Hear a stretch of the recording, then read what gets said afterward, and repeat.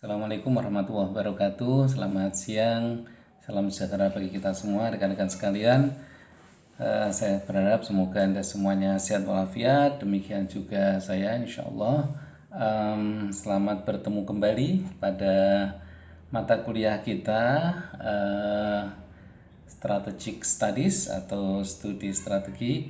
Kali ini kita sudah pada pertemuan yang ketiga ya.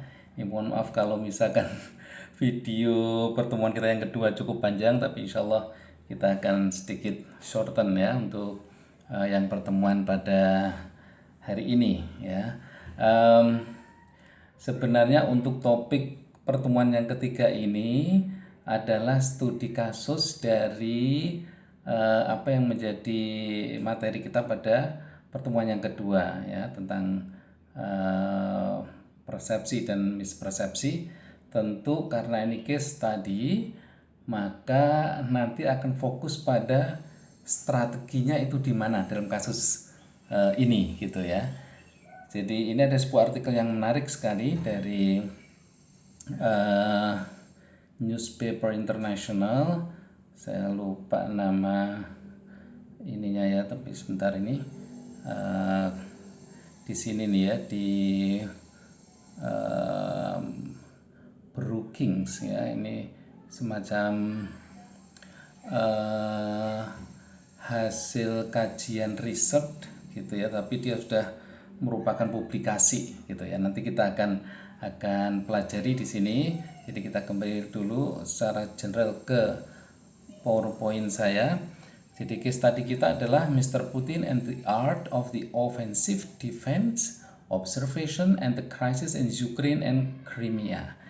Jadi ini adalah tentang strategi Presiden Putin ya, dan seni ya dalam pertahanan ofensif, pertahanan yang agak sedikit mengandung kekerasan ya, dalam konteks kekerasan, ketegasan lah sebenarnya lah, tidak kekerasan ya, cuman memang ini nanti ada berbau militer, jadi tentu ada nilai sedikit ofensifnya gitu ya. Nah, observasi terhadap krisis di Ukraina dan Crimea. Jadi Crimea ini juga masuk ke Ukraina sebenarnya, tapi itu daerah yang dipersengketakan. Nah, ada 3 bagian rekan-rekan sekalian dalam artikel ini ya. Jadi bagaimana Anda nanti menganalisis strategi yang diterapkan oleh Presiden Putin ini di dalam mengobservasi kasus Ukraina dan Crimea itu. Apa yang ada di belakang kasus itu gitu ya.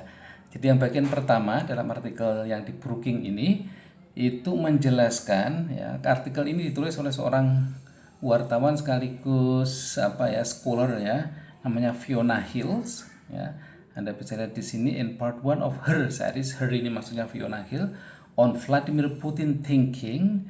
Fiona Hill ya, ini penulisnya, examines ya, menguji the building block ya. Jadi ada dinding penghalang ya dari Putin political and international thought ya, dari pemikiran internasional dan pemikiran politik Putin gitu. Nah, bagian pertama ini Fiona itu menganalisis karakter gitu ya. Jadi siapa sih sebenarnya Putin itu gitu. Dia itu dibangun oleh apa, dia itu semacam apa gitu ya, karakter kepemimpinannya. Nah, itu di bagian yang pertama. Kemudian di bagian yang kedua dalam analisis Fiona ini terhadap strategi Putin di dalam kasus Ukraina dan Crimea ini, tentu terhadap Moskow ya, melawan Moskow dan Uni Eropa. Nanti ada di dalam yang ketiga itu. Nah, yang kedua ini itu lebih pada pemikiran Putin terhadap apa sih sebenarnya ancaman gitu ya bagi Rusia itu gitu. Karena dia ini adalah seorang presiden Rusia ya, negara yang terbesar setelah runtuhnya Uni Soviet itu. Nah, yang lain itu kan pecah menjadi negara-negara kecil gitu ya. Ukraina, Kazakhstan, Turkistan, banyaklah itu negara-negara pecahan Uni Soviet itu ya. Nah, itu yang paling besar itu adalah Rusia. Nah, dari perspektif Putin ini, dia itu menggambarkan ancaman bagi Rusia itu sebenarnya apa gitu. Nah, di dalam bagian kedua ini ada 3 analisis menurut Fiona itu.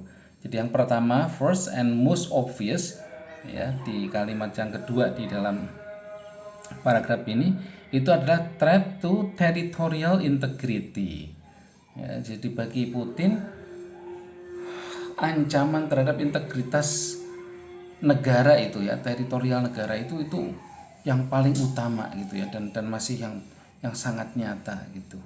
Kemudian yang kedua menurut Putin itu apa ancaman lain gitu ya. Nah, itu second, the threat to Russia's political sovereignty. Jadi ancaman terhadap kedaulatan politik gitu ya. Jadi yang pertama itu kedaulatan negara, teritorial, geografi. Yang kedua menurut Putin apa ancaman bagi Rusia itu ya, itu adalah political sovereignty, itu jadi kedaulatan politik. Nah, kemudian yang ketiga itu national identity, ya, identitas nasional ya. Jadi saya kira kalau kita memprospek Indonesia juga mungkin kayaknya hampir-hampir sama gitulah ya, yang kita anggap sebagai ancaman nasional itu apa gitu. Nah, ini bagian kedua. Kemudian bagian ketiganya, nah inilah yang sudah masuk pada strategi itu ya. Artinya ketika persoalan ini muncul di bagian ketiga itulah persoalan ekonomi, bagaimana menurut Putin Rusia itu harus survive melalui kedaulatan ekonomi dan tentu kemakmuran rakyatnya, maka sebuah strategi itu dipakai ya di dalam mempertahankan ini tadi ya, ekonomi ini. Itulah yang terjadi dalam kasus Ukraine ini. Nah, intinya kasus itu apa? Bagaimana Uni Eropa, tadi saya sempat singgung sedikit di awal, itu ingin membuat sebuah aliansi ekonomi baru gitu ya, yang tentu ketika misalkan Ukraine itu masuk, dan tentu negara-negara kecil di tetanggaannya Ukraine itu ya, seperti Georgia misalkan ya, disebutkan di dalam paragraf atau di bagian yang ketiga ini. Jadi ketika mereka ikut, tentu kepentingan ekonomi Rusia itu akan sedikit terganggu gitu. Nah, itulah yang kemudian strateginya bagaimana Ukraine dan negara-negara tetangganya itu tetap masih berada dalam sebuah kawasan perdagangan yang intensif dan close ya, dan dekat dengan Rusia, tidak dekat dengan EU. Nah, itulah strateginya. Makanya kita berbicara tentang strategi. Nah, apa sebenarnya strategi yang dipakai oleh Putin? Nah, ini saya tutup sampai sini dulu. Anda bisa mungkin nanti secara detail menerjemahkannya melalui Google Translate ya, kemudian Anda baca. Tapi saya ingin membawa Anda lagi ke, nah ini udah bagian akhir sebenarnya ya, udah dari PowerPoint saya. Ini tadi ketiga, ini yang kedua, ini yang pertama ya. Ini adalah topik kita pada pertemuan yang ketiga ini. Kemudian saya akan membawa Anda kepada sumber yang aslinya ini tadi. Nah, oke, kita mulai berbicara dalam konteks bagaimana kita memahami ya seorang aktor negara ya, kepala pemerintahan ya, dan kepala negara ya. Semoga Anda masih ingat ketika kita pertemuan pertama dan yang kedua itu ya, aktor kepala negara itu sebagai sebuah aktor utama ya di dalam pembuatan strategi, decision maker di dalam strategi itu. Nah, dalam kasus Putin ini yang menariknya, analisa Fiona Hill ini, Putin itu ini ya, menarik ya, understanding Putin ya, memahami Putin. Nah, dia mempunyai analisis yang bagus. Yang pertama, statis. Putin itu adalah seorang yang statis ya, seorang negarawan yang very firm gitu ya, negarawan yang sangat teguh gitu ya. Nah, dasarnya itu dia dari apa? Dia waktu kuliah itu belajar tentang atau jurusan tentang sejarah Rusia. Jadi dia sejarah Uni Soviet. Jadi dia tahu gitu ya. Nah, pernah ingat juga ketika saya bilang betapa pentingnya kita memahami sejarah itu ya di dalam konteks bernegara. Kemudian yang kedua, selain dia itu adalah orang yang statis, dia itu historiman. Tadi udah saya sebut ya, karena dia itu memahami sejarah betul Uni Soviet ya. Yang tentu Rusia adalah etnis yang terbesar, etnis yang tentu lebih banyak personel-personel di top elit politiknya itu dari Rusia ya, dari bangsa Rusia waktu masih Uni Soviet itu ya. Jadi personifikasi itu menjadi sebuah analisis kasus yang menarik gitu. Bagaimana kemudian kita akan memahami strategi apa yang diambil oleh seorang aktor kepala negara dengan melihat latar belakangnya dia. Itu ya. Jadi tadi dia statis, dia historiman, kemudian dia survivalist ya. Artinya gampangnya ini ya, kalau agak sedikit bahasa slang itu tidak mau mengalah gitu ya, survivalist itu. Pokoknya harus bertahan, harus survival gitu. Itu orangnya gitu ya. Maksudnya Putin itu punya karakter yang seperti ini gitu. Jadi in some ways of especially for the interest of the state ya. Di dalam beberapa hal, dalam banyak cara yang itu berhubungan dengan masalah kepentingan negaranya, dia itu survivalist gitu ya. Dia mempertahankan itu gitu. Kemudian ada lagi yang sifatnya dia outsider ya. Maksudnya outsider ini adalah dia mencoba untuk selalu ketika ada dalam sebuah masalah, dia itu tidak berada di dalam masalah itu gitu ya. Jadi bukan berarti outsider itu orang luar, tapi maksudnya ketika ada sebuah persoalan ya, sebuah masalah, dia tidak mau berada di dalam masalah itu. Nah, ini ada nilai filosofisnya ya. Ketika orang ada menghadapi sebuah masalah, kalau dia memandangnya dari atas, artinya dia berada di luar masalah itu ya. Saya belajar dari duta besar Belanda pada waktu itu yang mengajari saya ketika bagi kita beliau mengatakan memandang Indonesia itu seperti kita memandangnya dari atas bukit gitu. Jadi ketika kita berada di atas bukit, kita melihat ke bawah itu kan begitu luas, begitu indah, begitu serba banyak hal gitu. Tapi ketika kita itu berada di dalam masalah, di bawah terkungkung itu ya tidak ada sesuatu yang bisa dipikirkan kecuali stres gitu kali ya. Jadi kecuali selalu tertekan. Tapi ketika orang itu berada di atas bisa melihat lingkungan sekitar dengan begitu bebas, berpikir jernih dan lain-lain. Nah, itulah maksudnya outsider, itulah Putin ya. Jadi setiap kali dia mempunyai masalah, dia menjadi outsider ya. Bukan berarti dia berada di luar, tadi sudah saya sampaikan, tapi dia menjadi orang yang bisa melihat persoalan itu ya dari luar, dari atas gitu ya. Oke, kemudian apalagi yang Fiona katakan tentang personality Putin ini. Nah, ini berhubungan dengan kasusnya ini tadi ya. Maksudnya kasus bukan berarti negatif, tetapi hal yang ingin kita bicarakan. The free marketeer ya. Jadi kalau kita belajar tentang Uni Soviet yang berhaluan sosialis komunis, itu kan semua apa-apa negara ya apa-apa tersentral gitu ya. Itu kan sistem negara yang mempunyai haluan seperti itu ya, sosialis komunis kan seperti itu. Tapi bagi Putin tidak ya. Rusia harus menjadi pasar yang bebas ya, mengikuti, tapi bukan berarti kapitalis ya. Dia mengikuti pasar yang bebas. Nah, itulah yang kemudian menimbulkan persoalan dengan Ukraine ya, dalam konteks bukan karena bebasnya itu, tetapi karena ada kebebasan dalam pasar itu tadi. Masalahnya itu menjadi tantangan tersendiri ketika misalkan Ukraine dan negara-negara tetangganya itu ingin didekati oleh Uni Eropa gitu ya. Dan itu terjadi ketika Georgia misalkan, nanti di bagian yang kedua ya. Jadi kita akhiri case officer, ini maksudnya juga hampir sama. Maksudnya case officer itu adalah pejabat atau orang yang betul-betul take the risk, gampangnya lah. Kalau ada masalah dia hadapi itu ya.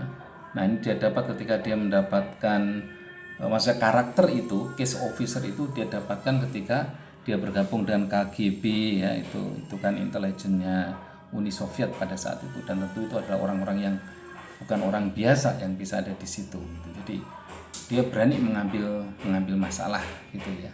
Oke, jadi itu yang perlu dipahami ketika kita mempelajari bagaimana seseorang itu, ya aktor dalam konteks ini, aktor kepala negara, aktor kepala pemerintahan itu dia mengambil sebuah strategi gitu ya. Dia mengambil keputusan, decision maker, sebagai pengambil keputusan dalam berstrategi. Nah, sekarang kita masuk ke bagian yang kedua.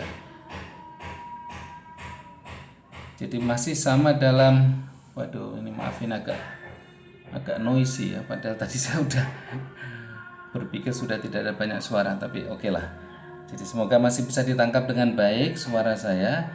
Nah, bagian kedua ini tadi sudah saya jelaskan di PowerPoint. Oh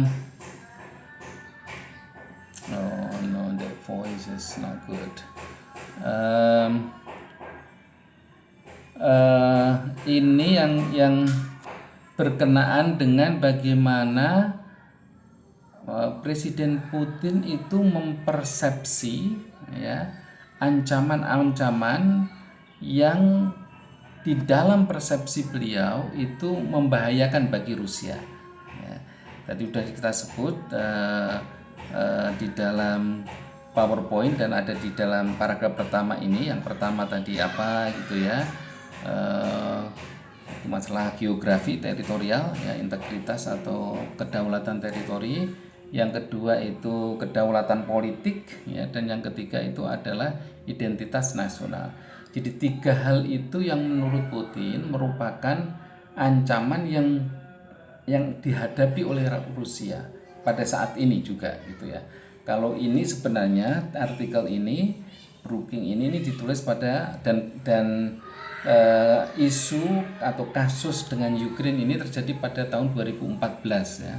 Jadi cukup lama, sudah sekitar 7 tahun yang lalu, tapi ini masih merupakan case yang bagus ya. Case untuk mempelajari bagaimana strategi yang Putin itu terapkan ya ketika berhadapan dengan persoalan Ukraine ini ya dan Crimea itu. Nah, tentu tadi saya ulangi sekali lagi, dengan Ukraine lebih pada masalah ekonomi ya.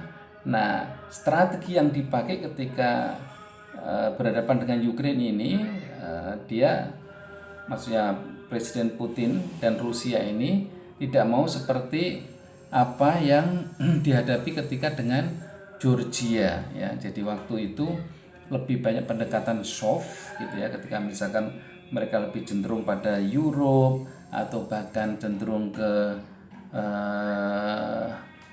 Asia gitu ya. Itu Putin masih tidak begitu ofensif gitu ya di dalam di dalam diplomasinya, di dalam strateginya gitu ya. Jadi ketika dengan Ukraine ini ya, strategi itu betul-betul agak sedikit ofensif, artinya ya semacam ancam mengancam gitu ya. Oke, Anda mau bersama Uni Eropa atau Anda bersama dengan kita Rusia, seperti itu ya. Nah, tentu dalam konteks ini adalah mengenai masalah perdagangan, masalah ekonomi gitu ya. Nah, meskipun demikian ya, dalam konteks ancaman nasional itu tetap saja gitu, itu berkenaan dengan masalah integritas geografi, integritas politik gitu. Tentu national identity. Mengapa ada national identity di situ?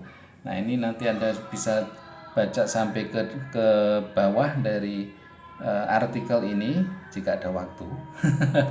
Kalau tidak, secara garis besar di negara-negara tersebut itu ya, pecahan-pecahan Uni Soviet itu, seperti di Ukraina, Ukraina itu, atau Georgia, atau bahkan mungkin Kazakhstan, Tajikistan, itu masih banyak orang-orang atau penduduknya itu yang berkebangsaan Rusia ya. Atau misalkan kayak di kita Indonesia ini, meskipun itu adalah Kalimantan yang mayoritas orang Dayak, ya masih ada orang Jawanya di situ. Atau yang di daratan Sumatera sana, meskipun kebanyakan orang Melayu, tetap aja ada orang Jawanya di sana gitu. Di Lampung bahkan misalkan itu hampir lebih dari 50%-nya orang Jawa waktu itu karena ada transmigrasi. Nah, hal yang sama itu juga di negara-negara pecahan Soviet seperti itu gitu ya. Jadi masih ada orang-orang yang berkebangsaan Rusia dan mereka berbicara berbahasa Rusia seperti itu. Nah, itulah yang kemudian Putin anggap sebagai sebuah ada apa ini tadi what was that the national identity ya.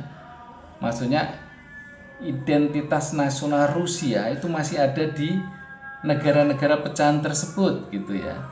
Yang meskipun itu adalah merupakan ancaman, itu sebenarnya ancaman bagi negara-negara tersebut, yang itu adalah merupakan sebuah nilai positif bagi Rusia. Termasuk di Ukraina ini, itulah yang terjadi di Crimea. Ya, jadi Crimea itu masuk wilayahnya Ukraina, tapi mayoritasnya itu adalah orang-orang yang berbahasa Rusia dan sebagian juga berkebangsaan Rusia gitu. Jadi masih ada nasionalismenya ketika mengapa Ukraina harus dekat-dekat dengan Uni Eropa ya, ataupun ketika di dalam security-nya itu dekat-dekat dengan NATO gitu.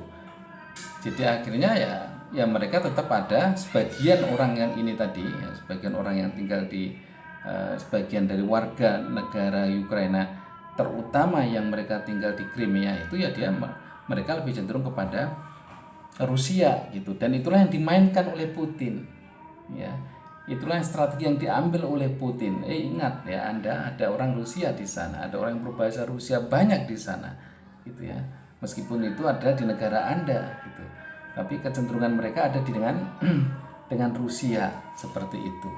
Nah, itulah yang menjadi pertimbangan-pertimbangan ya, atau analisis-analisis politik yang kemudian oleh Putin dijadikan sebagai sebuah dasar untuk membuat strategi bagaimana menghadapi masalah Ukraina ini gitu ya. Nah, sekarang kita masuk pada yang lebih detail ke bagian ketiga. Saya juga taruh ini apa namanya link artikel ini ya, links wait. Nah, Brooking ini ya, ini artikel yang ditulis oleh Fiona Hill ini di slide yang kedua ya. Jadi Anda bisa klik di sana, nanti akan langsung menuju ke ini, ke laman ini ya. Nah, di bagian ketiga ini sebenarnya langsung menukik pada isu strateginya itu. Jadi ketika Fiona menganalisis siapa itu Putin, ya Presiden Putin, dan karakternya tadi itu, ya yang 5 itu tadi, ya statis, outsider, survivalist, free marketer, ya. Kemudian dengan merujuk pada yang bagian kedua, persepsi Presiden Putin terhadap apa sebenarnya ancaman bagi Rusia dan bagaimana dia memanfaatkan itu gitu ya. Baru yang kemudian dia ketiga ini baru yang ketiga ini dia langsung terapkan gitu, bagaimana menghadapi strategi menghadapi masalah Ukraina ini ya. Jadi masalah Ukraina tadi sudah saya sebutkan, ada persoalan ekonomi. Jadi memang hubungan dagang antara Ukraina dengan Rusia itu cukup bagus ya, dan selalu dua-duanya menguntungkan. Dan ketika ada kecenderungan Ukraina dan negara-negara tetangganya itu ingin dekat dengan Uni Eropa, dan tentu Uni Eropa juga berkepentingan untuk mendekati mereka, ya saya tidak tahu dan tidak dibahas di sini secara khusus mengapa alasannya Ukraina maupun Uni Eropa itu saling mendekatkan diri ya, tetapi yang jelas persoalan itu dianggap Rusia sebagai sebuah persoalan gitu. Makanya strategi apa yang dipakai oleh Putin untuk memecahkan masalah itu, itulah yang dia sebut dengan di judul ini tadi ya, sebentar ya, di sini ya, offensive defense ya. Jadi semacam pertahanan yang ofensif, ya, yang agak tegas gitu. Ya, tadi seperti yang saya sampaikan, misalkan Anda ingat ya, ada orang Rusia di situ, ada orang banyak berbahasa Rusia di situ ya. Di perdagangan itu akan seperti apa gitu. Nah, itulah yang Putin terapkan ya. Nah, di sini ada beberapa kronologinya mengapa itu begitu penting gitu ya. Karena akan ada sebuah pertemuan tentang kerjasama Ukraine dengan Uni Eropa ini ya, di mana itu ya, sebentar saya cari di sini.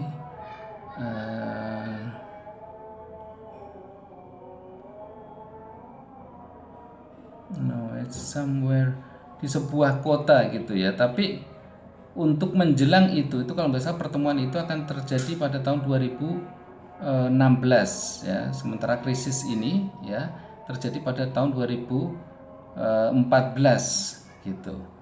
Nah, ini beberapa contoh yang tadi saya sebut ketika mereka menghadapi Georgia itu pada tahun 2000. Ini pada bulan November, Vilnius Summit ya. Sorry it's take too long to find it. Jadi from his perspective, ini mohon maaf, ini ada di sini nih, di baris ketiga ya setelah beyond itu ya. Waduh, agak berisikin suaranya. Sebentar nggak apa-apa ini karena udah asar adzan. maaf. Bukan adzannya yang berisik, maksud saya waktunya saya yang kurang tepat. Tapi anyway, jadi menjelang November pertemuan Vilnius Summit inilah ya yang nanti akan membahas bagaimana Ukraina dengan Uni Eropa itu. Maka sebelum itu Putin menegaskan ini tadi strateginya ya. Anda harus tetap bersama dengan kita ya, atau Anda dengan Uni Eropa itu gitu ya. Oke, saya harap ini bisa sedikit memberikan gambaran pada rekan-rekan sekalian sebagai contoh dari studi kasus ya terhadap bagaimana strategi yang diambil oleh Presiden Putin di dalam menangani masalah Ukraina ya. Sorry if I say sometimes Ukraine, itu biasanya orang Inggris men-spellingnya, mempronounce-nya seperti itu gitu ya. Jadi demikian rekan-rekan sekalian, semoga ini tidak terlalu panjang video saya. Coba saya akan ya, it's okay ya. Jadi nanti Anda juga bisa menanyakan dalam chatting kita di e-learning ya, misalkan masih ada hal yang belum jelas gitu ya. Jadi nanti akan saya postingkan di e-learning dan Anda seperti biasa mempelajarinya. Nah, tentu Anda bisa menuliskan juga ya beberapa pertanyaan. Mungkin kalau nanti kita pas ada sinkronus meeting, sinkronus kelas ya, kita bisa berdiskusi di sana. Saya harap demikian rekan-rekan sekalian, semoga bermanfaat. Saya akhiri, assalamualaikum warahmatullahi wabarakatuh.